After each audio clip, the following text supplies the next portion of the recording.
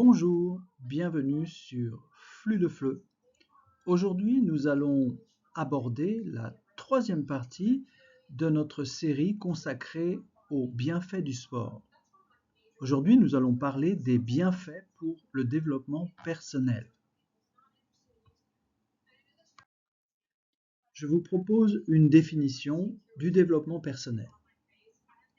À mon idée, le développement personnel, c'est l'amélioration de soi-même, c'est le développement de qualités qui nous aident à vivre mieux et à être de meilleures personnes.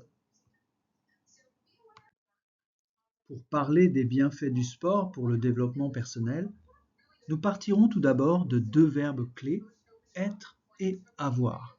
Ces deux verbes sont souvent utilisés pour dire les qualités d'une personne. Puis, nous découvrirons comment utiliser ces autres verbes et expressions. Se concentrer, gérer son temps, gérer les échecs, dépasser ses limites, relever des défis, persévérer, fixer et atteindre des objectifs.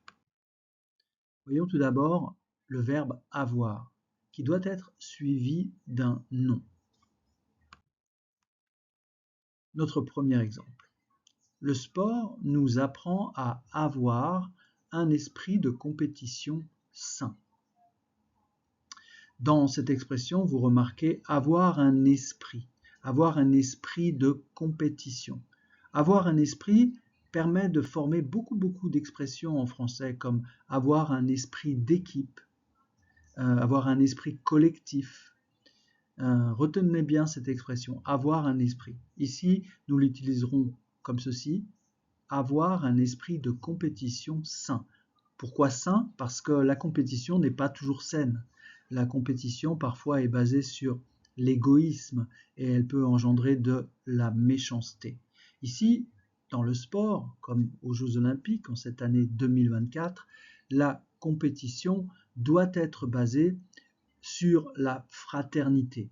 Nous sommes en compétition, mais nous sommes frères et sœurs avant tout. Donc, cette phrase, le sport nous apprend à avoir un esprit de compétition sain. Sain, c'est un mot, un adjectif qui est relié au mot santé, qui appartient à la même famille. Sain, ça veut dire qui relève d'une bonne santé. Deuxième exemple, le sport nous apprend à avoir de la patience. Avoir de la patience. Ici, vous notez l'utilisation de l'article de la patience. Avoir de la patience. Le sport nous apprend à avoir de la discipline. C'est la même structure. Avoir de la patience.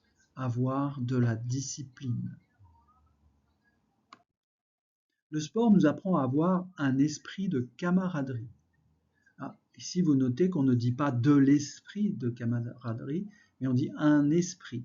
Avoir un esprit de camaraderie. Ça, c'est toute la difficulté de la langue française. Quelquefois, la difficulté réside dans des petits mots comme ça, les articles.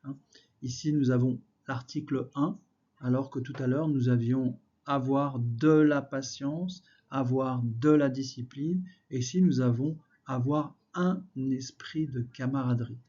Camaraderie, camarade, camaraderie. La camaraderie, c'est en anglais camaraderie or friendship between people who are close to each other in an institution like a school or in a team. Donc, la camaraderie, en général, c'est entre personnes qui appartiennent à un même groupe. Le sport nous aide à avoir confiance en nous. Avoir confiance en soi-même. En anglais, on dit self-confidence. J'ai confiance en moi, tu as confiance en toi, vous avez confiance en vous. Tout cela s'appelle la confiance en soi-même. Et vous notez ici qu'il n'y a pas d'article, parce que c'est une expression figée. Avoir confiance. Avoir confiance. Le sport nous apprend à avoir de la détermination. Là, on retrouve l'article de la, comme au début, avoir de la patience, avoir de la discipline, avoir de la détermination. La détermination, c'est une volonté forte de faire quelque chose.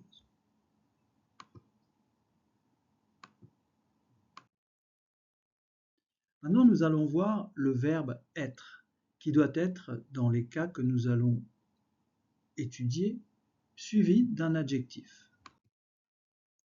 Premier exemple, le sport nous aide à être des compétiteurs ou des compétitrices. Je pourrais dire aussi, pour revenir au verbe avoir, le sport nous aide à avoir un esprit de compétiteur ou un esprit de compétition. Vous voyez qu'ici, quand je passe du verbe avoir au verbe être, il y a des petits changements. Par exemple, je dis le sport nous aide à avoir un esprit de compétition. Et puis, avec le verbe être, le sport nous aide à être des compétiteurs ou des compétitrices. Deuxième exemple, le sport nous apprend à être persévérant.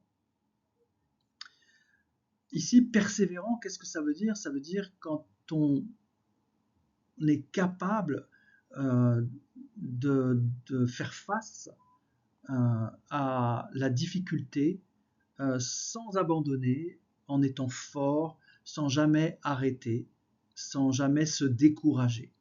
La persévérance est une qualité importante dans la vie parce qu'elle nous permet d'aller au-delà des obstacles. Ici, en anglais, ils ont traduit par persistent. Vous voyez, per, ça veut dire, ça vient du latin et ça veut dire à travers, to go through something. Aller, comment dire, à travers, passer au travers des difficultés ou les surmonter plutôt. Et ici, pour revenir à cette, comment dire, cette différence qu'il peut y avoir entre le verbe avoir et le verbe être, je pourrais dire par exemple, le sport nous apprend à avoir de la persévérance. Quand j'utilise le verbe avoir, j'utiliserai un nom. Et le nom qui correspond à l'adjectif persévérance, c'est persévérance. Alors notez bien, essayez de bien noter qu'avec le verbe avoir, il faut bien connaître les noms et qu'avec le verbe être, il faut bien connaître les adjectifs. Et que souvent, les noms ont des adjectifs correspondants et vice-versa, les adjectifs ont des noms correspondants. C'est le cas ici avec persévérant, l'adjectif persévérant, qui a un nom correspondant, persévérance, A-N-C-E. Troisième exemple, le sport nous aide à être fiers de nous-mêmes.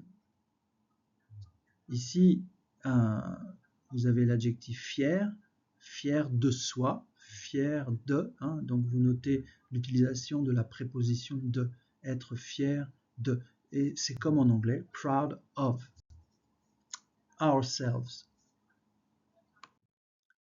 Quatrième exemple, le sport nous apprend à être plus tolérant et ouvert d'esprit. Pardon.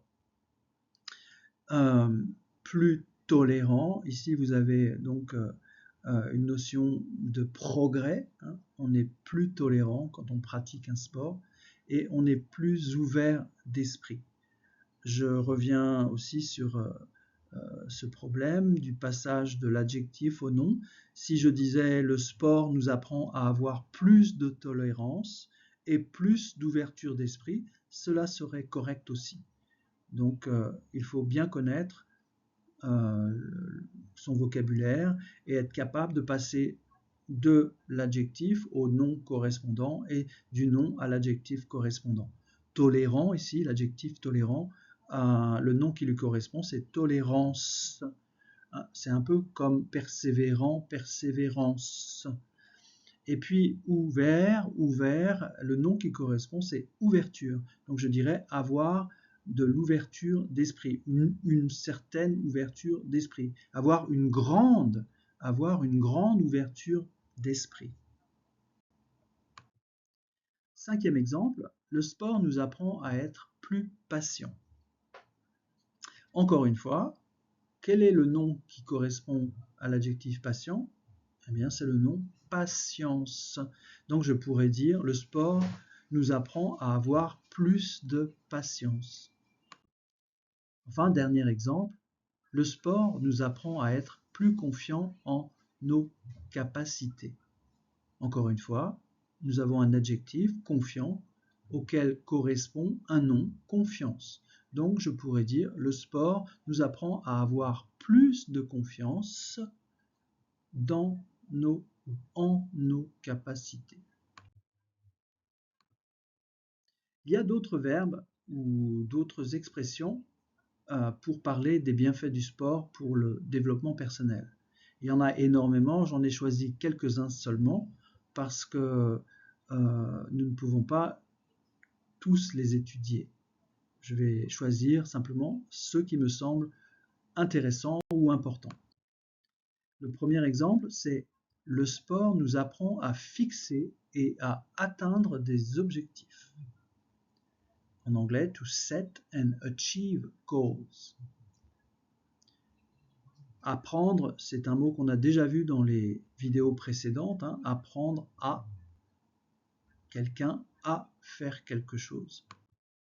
Deuxième exemple, le sport nous apprend à gérer notre temps. Gérer, nous avons vu ça aussi dans les vidéos précédentes, c'est l'équivalent de manage en anglais. Ici, on peut dire gérer son temps, gérer notre temps. On peut dire aussi gérer les échecs. Dans ce troisième exemple, le sport nous apprend à gérer les échecs. Il ne s'agit pas du jeu, hein, ce n'est pas chess game. Les échecs ici, c'est failures. Le sport nous aide à dépasser nos limites, à aller au-delà, à passer au-delà, à dépasser nos limites. Le sport nous apprend à persévérer. Ah, on a déjà vu ce mot tout à l'heure, persévérant, persévérance, et le verbe, c'est persévérer. C'est être capable de continuer malgré la difficulté, d'avoir la volonté forte de continuer, de ne pas arrêter, de ne pas abandonner malgré les difficultés, malgré les obstacles. Le sport nous apprend à persévérer malgré les obstacles. Un autre exemple, le sport nous apprend à relever des défis. Défi, ça c'est un mot français qu'on utilise un peu moins parce que les Français sont aussi, comme beaucoup de pays dans le monde, assez influencés par l'anglais challenge. Le mot français qui correspond, c'est défi. Et on dit to take on challenge en français, relever des défis. Le sport nous apprend à relever des défis.